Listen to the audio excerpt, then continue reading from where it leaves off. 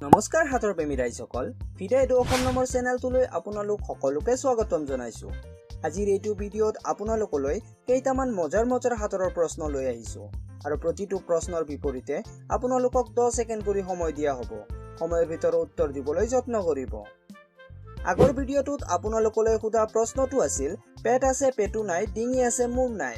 এই প্ৰশ্নৰ শুদ্ধ উত্তৰটো হ'ল কলহ। এই প্ৰশ্নৰ উত্তৰ বহুতে দিছে, তাৰে কেইজনমান হ'ল কুলিমণি বৰুৱা, নিৰূপা, দয়াৰাম কাৰ, তাসমিন আহমেদ, সোনি, জোনাকী তেৰাংপি, ৰূপালী কলিতা আৰু বহুতে দিছে, তাৰে কিছুমানৰ নাম ইউজাৰ বুলিহে দেখিবলৈ পোৱা গৈছে। সন্মানীয় দৰ্শকসকল, অনুগ্ৰহ কৰি কমেণ্ট কৰাৰ আগতে আপোনাৰ নামটো পৰীক্ষা কৰি ল'ব।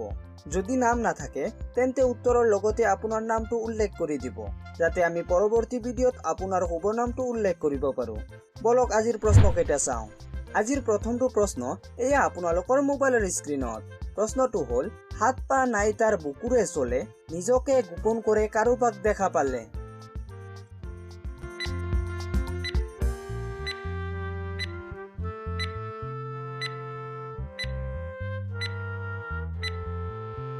এই প্ৰশ্নৰ উত্তৰটো হ'ল শামুক। তাৰ পিছৰ প্ৰশ্নটো হ'ল চাৰি ভায়েকৰ কাণ কটা, তাৰে দুটাৰ পেট ফুটা। ক'ব পাৰিবনে এই প্ৰশ্নৰ উত্তৰটো কি?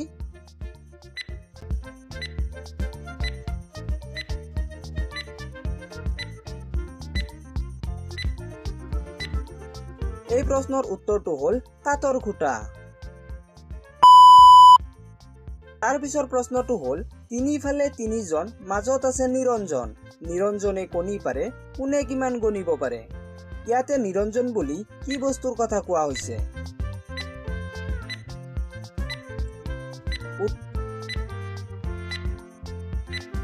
উত্তৰটো হ'ল চৌকা। চৰি নিৰঞ্জন, আমি জানো আপুনি কণী নিদিয়ে। যিসকল দৰ্শকে বিশ্বাস কৰে যে নিৰঞ্জনে কণী নিদিয়ে, সেইসকলে ভিডিঅ'টোত এটা লাইক কৰি নিৰঞ্জনক ছাপোৰ্ট কৰক। प्लीज ये अच्छा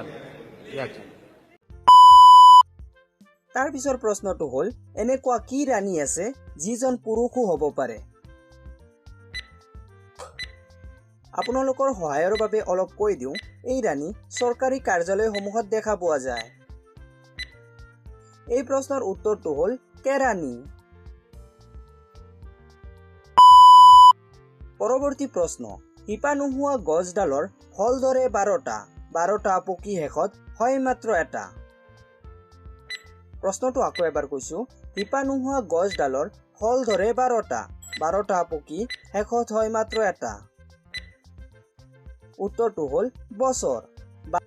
12 মাহক ইয়াতে ফল বুলি কোৱা হৈছে। তাৰ পিছৰ প্ৰশ্নটো ভালদৰে শুনিব। প্ৰশ্নটো হ'ল যদি এটা বৈদ্যুতিক ৰেলগাড়ী পূৰ্ব দিশৰ পৰা পশ্চিম দিশলৈ গতি কৰে, ৰেলটোৰ পৰা ওলোৱা কলা ৰঙৰ ধোঁৱা কোন দিশত যাব?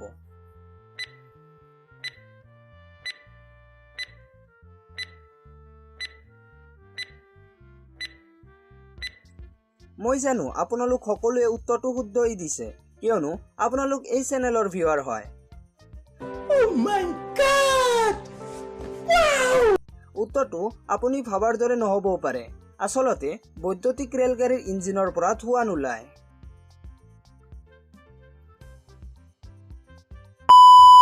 যিহেতু আপোনালোকে শুদ্ধ উত্তৰ দিছে, গতিকে পাৰ্টি দিয়াৰ সলনি ভিডিঅ'টো ছাবস্ক্ৰাইব এটা কৰিবই পাৰে।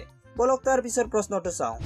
প্ৰশ্নটো হ'ল এনেকুৱা কি বস্তু যিমান খন্দা হয় সিমান ডাঙৰ হৈ যায়?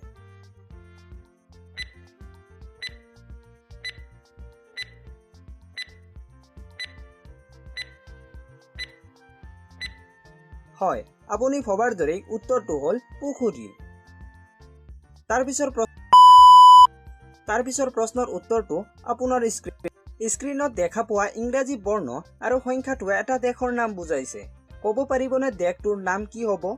আপোনাক 10 ছেকেণ্ড সময় দিয়া হৈছে।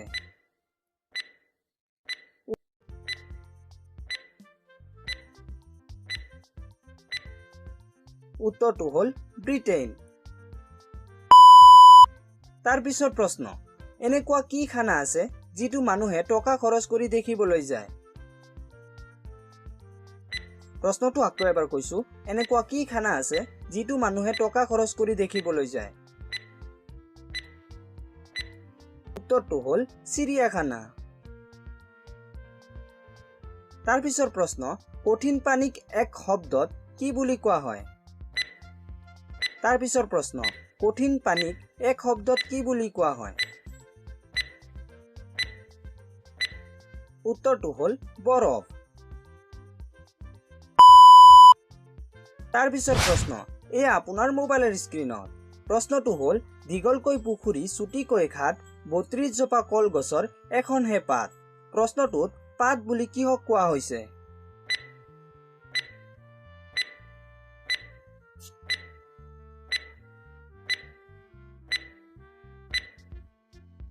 উত্তৰটো হ'ল জিভা।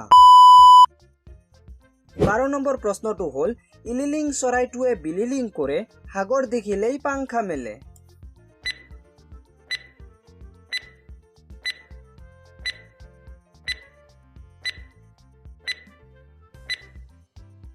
উত্তৰটো হ'ল জাল।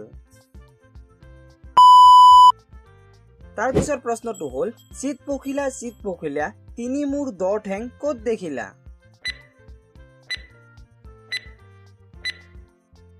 উত্তৰটো নিৰূপা বাইদেৱে পথাৰত দেখা পাইছিল।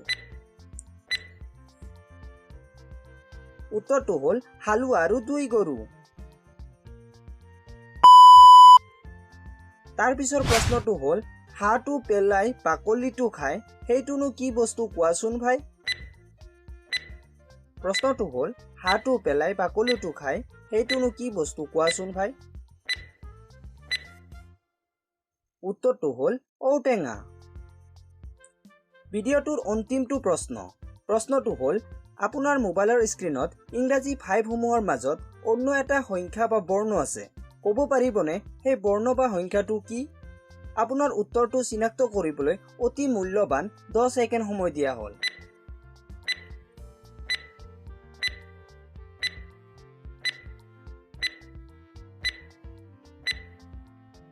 সংখ্যাসমূহৰ মাজৰ এটা ইংৰাজী এছ বৰ্ণ আছে, যিটো এইটো। প্ৰতিটো প্ৰশ্নৰ শুদ্ধ উত্তৰ দিয়াৰ বাবে আপোনালোক সকলোৰে বাবে অলপ হাত চাপৰি।